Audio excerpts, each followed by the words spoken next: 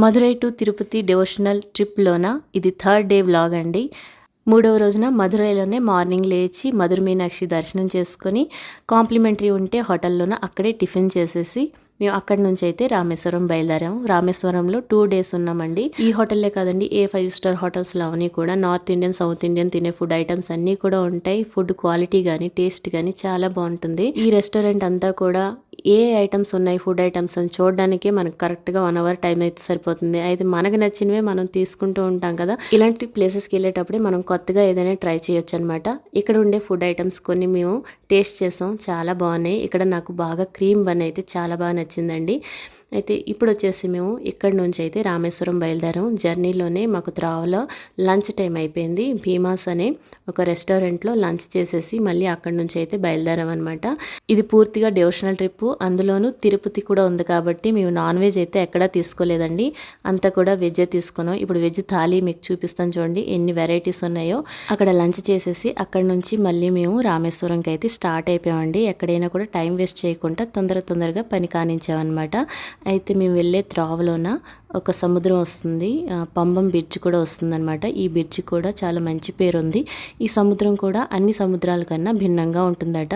దీని రంగు కానీ అలానే అలలు కానీ కాస్త భిన్నంగానే ఉంటుంది. ఎందుకంటే రాముడు పెట్టిన శాపం కారణంగా ఈ సముద్రంలో ఒకవైపు అలలు అల్లకల్లోలంగా ఉంటుంది, ఇంకోవైపు అలలే లేకుండా ఉంటుంది. ఈ సముద్ర ప్రాంతంలో చేపలు కూడా దొరకవంట. పురాణాలు చెబుతున్న ప్రకారం అయితే రాముడి సముద్రానికి శాపం ఎందుకు ఇచ్చాడు అంటే రావణుడి నుండి సీతమ్మను రక్షించేందుకు వానర సైన్యంతో బయలుదేరుతుండగా త్రావల సముద్రం ఉందంట. 3 రోజుల పాటు ధ్యానం చేసుకుంటూ దారిమ్మని సముద్రానికి వేడుకుంటే సముద్రం స్పందించిపోగాన రాముడికి కోపం వచ్చి విల్లెత్తి ఆగ్నేయం వైపు కాల్చేయాలని సిద్ధమయ్యాడట. అప్పుడు సముద్రం ప్రత్యక్షమయ్యి రామ నీ కోపాన్ని శాంతపరచు, నా స్వభావమే అల్లకల్లోలంగా ఉండటమని అంటాడంట.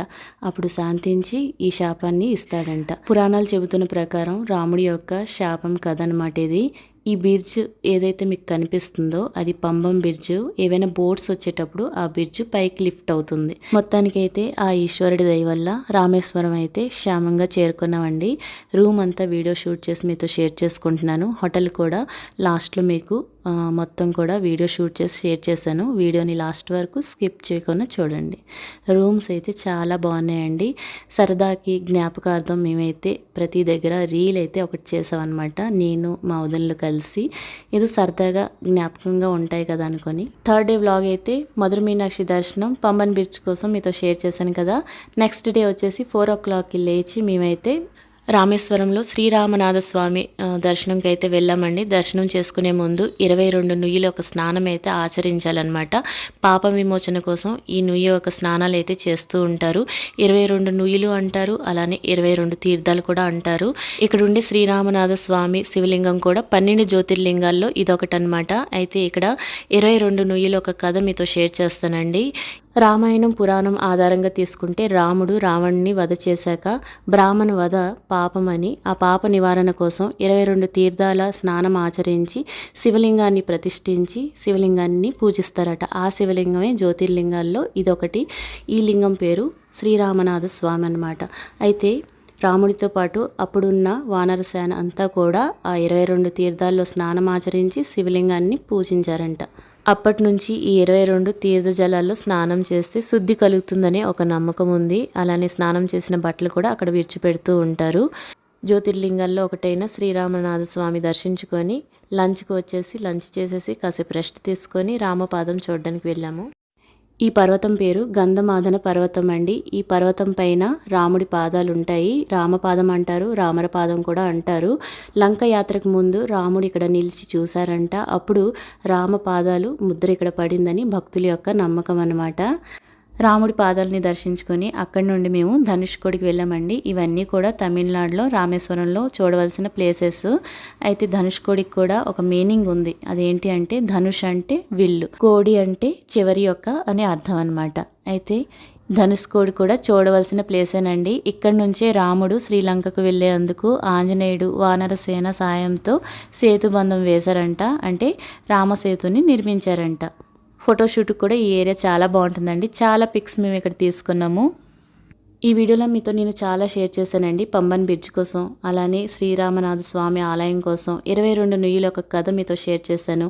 అలానే ధనుష్కోడి, రామపాదాల యొక్క చరిత్ర కూడా మీతో షేర్ చేశాను కదా.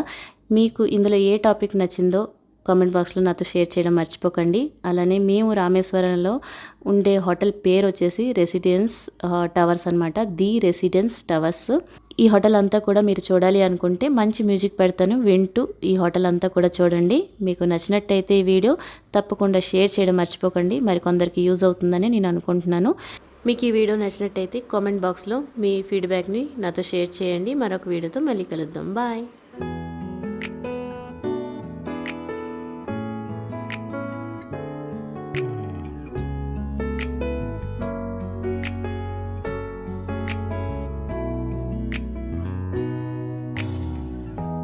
햇살이 너무 좋았어 그냥 모두 좋았어 널 만나서 모든 게 다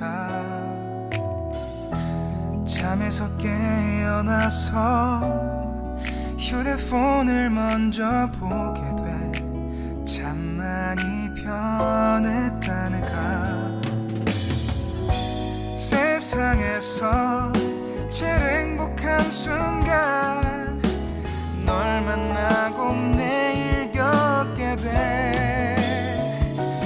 매일은 감사하죠 그대가 곁에 있어서 언제나 오늘 같길 기도해요 그대와 함께라는 건 영원한 축복 같아서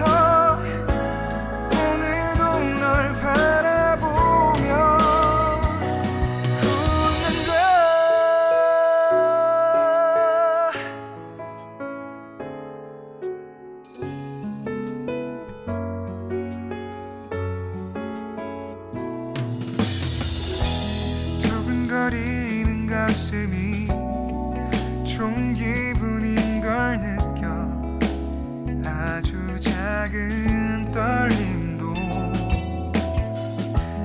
잠에서 깨어나면 오늘 날씨 먼저 확인해 우산을 챙겨야 할지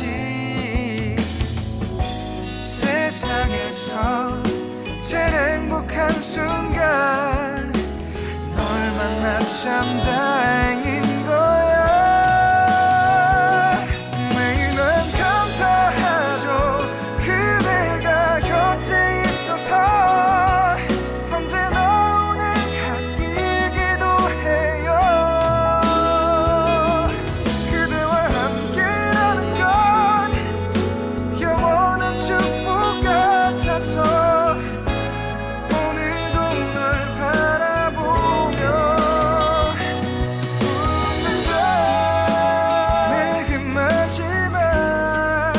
사랑이란 믿음 항상